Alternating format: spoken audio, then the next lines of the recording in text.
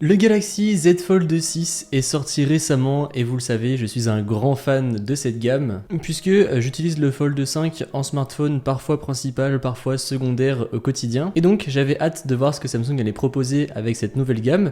Dans cette vidéo, je vais donc vous proposer une sorte de test, mais test un peu comparatif avec le Z Fold 5 pour voir ce que Samsung a amélioré par rapport à l'année dernière et si finalement ce Z Fold 6 vaut le coup par rapport à un Z Fold 5 et même des générations précédentes. On commence par le design extérieur. Et c'est justement là que l'on voit l'un des principaux changements puisque le design a été légèrement modifié.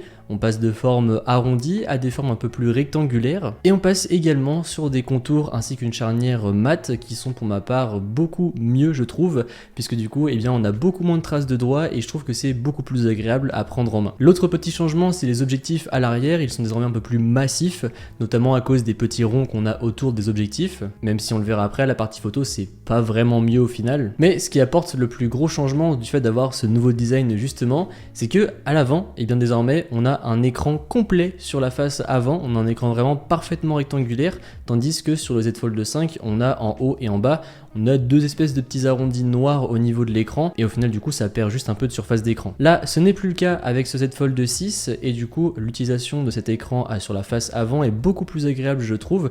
Déjà je trouve que ça fait vraiment vrai smartphone pour le coup, on dirait pas vraiment que c'est un smartphone pliable comme sur le Z Fold 5 si on s'attarde vraiment uniquement sur l'écran avant. Et encore une fois, avec ces bordures mates et du coup rectangulaires, je trouve ça pour ma part beaucoup plus agréable à utiliser, même si c'est vrai qu'au final du coup le smartphone fait un peu plus mastoc. Même si au final c'est assez marrant puisqu'en réalité le Z Fold 6 est un peu plus fin et également un peu plus léger que par rapport au Z Fold 5. Du coup la taille de cet écran avant passe du 6,2 au 6,3 pouces et on a également une petite amélioration en termes de luminosité. La luminosité maximale du Z Fold 6 monte à 2600 nits pardon, tandis que celle du Z Fold 5 était simplement 2750 nits. Donc bon, en gros pour vous donner un ordre d'idée, ça veut juste dire que vous aurez un écran plus lumineux, ce qui sera notamment plus pratique si jamais vous l'utilisez en extérieur. Après, il y a également une toute petite modification du taux de rafraîchissement, puisque avant c'était allé de 48 à 120 Hz, désormais ça va de 1 à 120 Hz.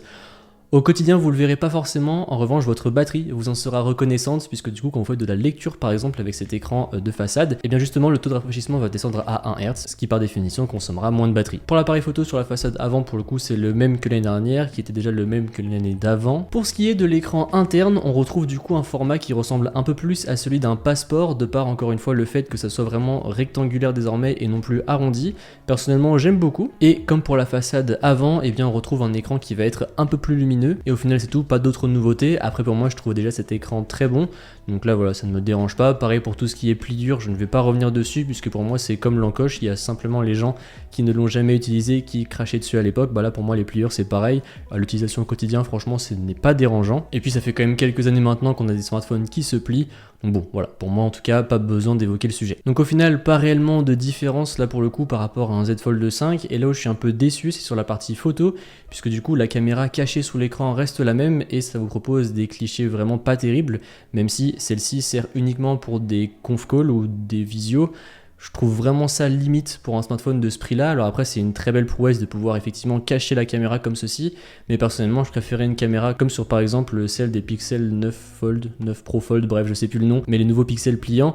Bien, au moins il y a un petit point, c'est une bonne caméra et voilà, au moins il n'y a pas de chichi. Là, c'est vraiment, je trouve, pas forcément très utilisable, même si après, on l'a déjà vu avec les Fold, on peut utiliser les caméras dorsaux pour pouvoir se prendre en photo, en selfie, avoir le retour sur du coup l'écran avant. Mais bon, c'est quand même pas très pratique. Après, personnellement, je suis pas forcément un amateur de selfie, mais voilà, je trouve ça un peu dommage pour un smartphone de ce prix là, tout comme d'ailleurs la qualité photo en général. Alors les photos sont bonnes, elles se placent même dans la moyenne haute des smartphones que j'ai pu tester, mais pour autant c'est pas non plus sensationnel je trouve, et encore une fois pour un smartphone de ce prix là, je trouve ça vraiment dommage de pas avoir mis par exemple les mêmes capteurs qu'un S24 Ultra. La seule chose qui a changé c'est que les traitements au niveau des photos étaient un petit peu différents, et même si encore une fois les photos sont bonnes, je trouve ça pas terrible non plus quoi. Je trouve ça par exemple dommage qu'on n'ait pas un zoom x100 comme ça peut être le cas encore une fois sur la Galaxy S24 Ultra. En fait voilà, je trouve ça juste dommage de pas avoir mis le meilleur du coup de ce qui se fait dans un smartphone classique, dans ce smartphone pliant qui est déjà très cher. Côté performance, on passe du Snapdragon 8 Gen 2 au Gen 3, Donc bon, sur le papier ça va changer un petit peu, notamment si vous êtes un amateur de Geekbench et de trucs comme ça. En réalité au quotidien ça changera pas grand chose puisque il est très performant, vous pourrez faire tourner absolument tout ce que vous voulez sur ce dernier, vraiment aucun souci.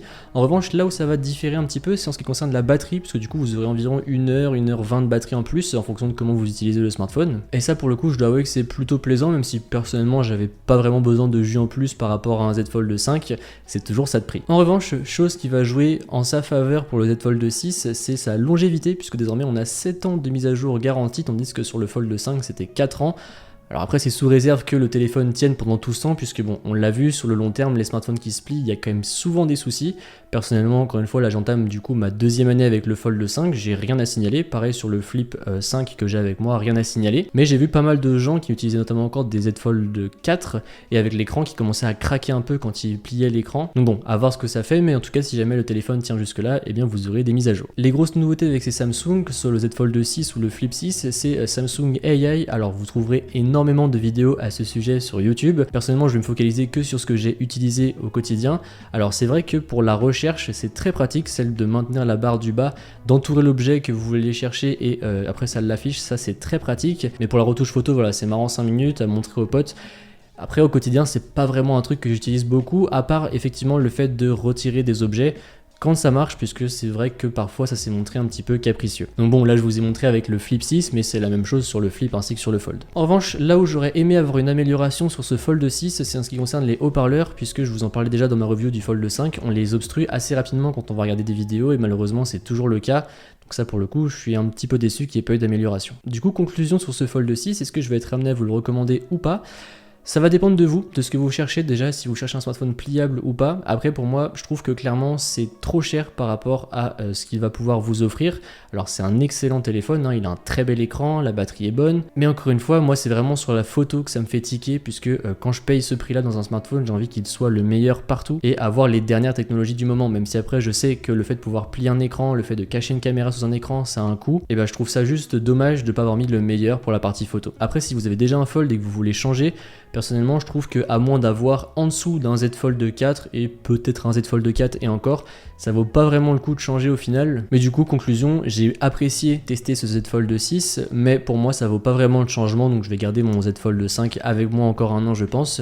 Et par contre, j'aimerais bien pouvoir tester celui de chez Google, qui pour le coup offre une formule un petit peu différente, qui pourrait notamment combler ce manque au niveau de la caméra. Et puis moi, je suis un grand fan de ces formats-là, puisque c'est vrai que d'avoir un grand écran quand on se pose, et pour autant avoir un smartphone utilisable à une seule main lorsqu'il est fermé, franchement j'adore. Pour moi ça me convient mieux en tout cas que les formats des Flip, des Motorola Razr, etc. Voilà, c'est tout pour cette vidéo. Donc comme vous avez pu le voir, j'ai fait une sorte de petit test comparatif. Je me suis vraiment focalisé sur moi, ce que j'en ai fait avec ce smartphone là. Je vous ai parlé un petit peu de tout ce que j'ai utilisé au quotidien. Après il y a certainement d'autres aspects que j'ai omis volontairement on va dire, puisque c'est des choses qui, par exemple tout ce qui est Samsung DX, etc. c'est pas des choses que moi j'utilise au quotidien. Et voilà en tout cas ce que j'ai pensé de ce Fold 6. Si jamais vous aussi vous êtes tenté par l'acquisition d'un Fold 6 ou si jamais vous l'avez acquis, n'hésitez pas à me dire ce que vous en pensez dans les commentaires. Et moi je vous dis à bientôt dans une prochaine vidéo. Allez, salut!